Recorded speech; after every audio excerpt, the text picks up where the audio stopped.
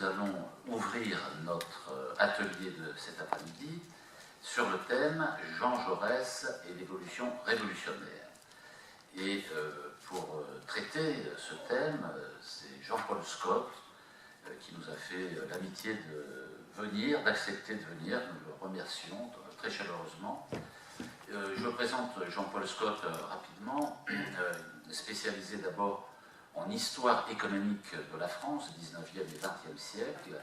Il a caractérisé la voie française du capitalisme et approfondi la thématique de la crise de la société française des années 30, ainsi que les réponses structurelles apportées après la Libération qui expliquent la forte croissance des 30 glorieuses. Il a ensuite multiplié les études sur les partis socialistes et communistes entre 1934 et 1947. Il a aussi synthétisé ses travaux sur la Russie et l'URSS en cherchant à cerner les rapports entre socialisme et démocratie. Depuis 2002, il a centré ses études autour de la laïcité. Sa bibliographie est tout à fait volumineuse. Quelques éléments avec d'autres comme Michel Margueras, Claude Mazorik, Michel Vauvel, La France contemporaine, identité et mutation de 1789 à nos jours, le nazisme des origines à 1945, la Russie de Pierre Legrand à nos jours, des communistes en France, années 20 années 60, avec Henri Peña-Ruiz, que nous connaissons bien, un poète en politique, les combats de Victor Hugo, l'État chez lui, l'Église chez elle, comprendre la loi de 1905, et enfin, l'ouvrage pour lequel nous lui avons demandé de bien venir aujourd'hui, c'est Jaurès et le réformisme révolutionnaire.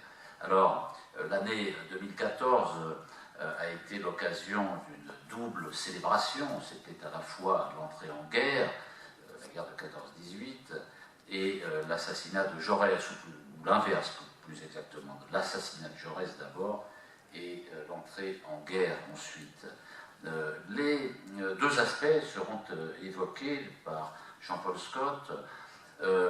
Les causes de la guerre de 14-18 font toujours l'objet de controverses. Et c'est important pour nous d'y voir toujours plus clair parce qu'un des arguments qui est avancé concernant les causes de la guerre de 14-18 et celle de 39-45, c'est l'égoïsme national.